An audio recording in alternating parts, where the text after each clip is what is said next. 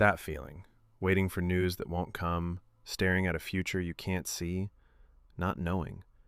Your stomach clenches, your mind races. You'd almost rather hear bad news than hear nothing at all. Why? Because your brain has a problem, a big one.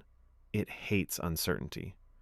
Neuroscientists have discovered that uncertainty isn't just uncomfortable, your brain processes it as a threat. But here's the good news. The Bible gave us a solution thousands of years before we had fMRI machines to prove it worked. Today, we're looking at what happens in your brain when you don't know and how Scripture provides the only real antidote. The neuroscience of uncertainty. When you face uncertainty, your brain's amygdala, the threat detection center, activates. It's asking, danger? Not danger? Can't tell? Let's assume danger. This triggers a cascade of stress hormones, cortisol, adrenaline. Your heart rate increases, your muscles tense. You're preparing for a threat that hasn't even arrived yet. Research shows that individuals with higher intolerance of uncertainty, IU, a trait linked to anxiety and depression, show distinct brain activity patterns. A 2025 study found that people with high IU have structural differences in the inferior frontal cortex and orbitofrontal cortex, regions involved in cognitive control and emotional regulation. Your brain's architecture itself can make uncertainty feel unbearable. Why uncertainty hurts? The prediction problem. Your brain is a prediction machine. It evolved to anticipate threats and rewards so you could survive. But uncertainty breaks the prediction engine. When you don't know the outcome, your brain can't prepare. And here's the kicker. Research shows that uncertainty about a potential threat activates the amygdala more than certainty about a negative outcome. You'd rather know you're going to lose than not know at all. That's how much your brain hates the unknown. The intolerance of uncertainty trap. Psychologists identify two components of intolerance of uncertainty. 1. Prospective IU. I want to know what will happen before it happens. 2. Inhibitory IU. Uncertainty paralyzes me. I can't function when I don't know. Both lead to the same place: anxiety, worry, and avoidance. You start seeking certainty in places you'll never find it. Constant reassurance, over-planning, control, compulsive checking. The Bible's solution: trust as a brain hack. This is where the Bible enters, and it's brilliant. Scripture doesn't promise you certainty. It promises you something better: a trustworthy person in the uncertainty. The key verse is Psalm 112:7, which says, "He will not fear bad news. His heart is steadfast, trusting in the Lord." Notice what this verse doesn't say. It doesn't say, "He will not receive bad news," or "He will know the future."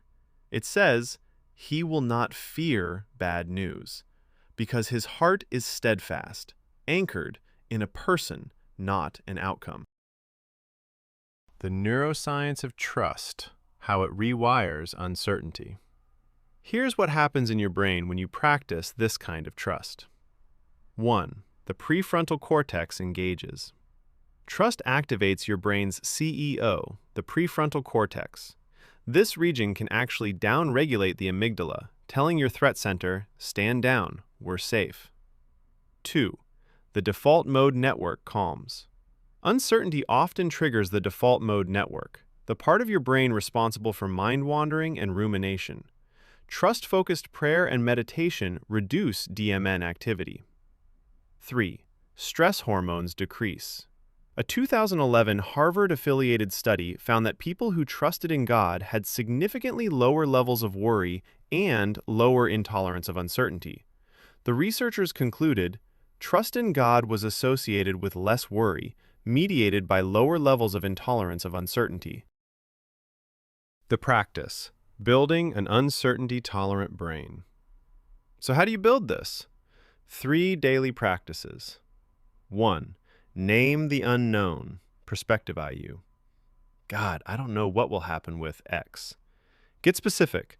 Your brain needs to identify the uncertainty before it can surrender it. 2. Anchor in character, not outcomes. Pray, I don't know the future, but I know you. You are good. You are sovereign. You are with me. This shifts your brain's focus from the missing information to the trustworthy person. 3. Practice the handoff, inhibitory IU. When uncertainty paralyzes you, physically open your hands, palms up, and pray. I cannot carry this unknown. I give it to you. I trust you with what I cannot see. This activates both cognitive and somatic pathways to peace. The promise. Peace that guards. This is the promise of Philippians 4, 6-7. The peace of God guards your heart and mind. The Greek word for guard is military. It means a garrison, a fortress.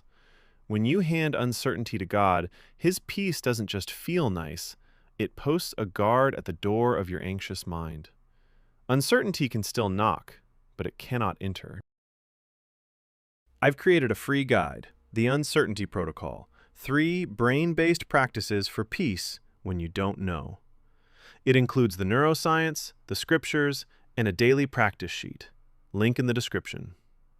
Your brain hates uncertainty, but it was also designed to trust, not in a guaranteed outcome, in a guaranteed God. If you're ready to build a brain that can handle the unknown, hit subscribe.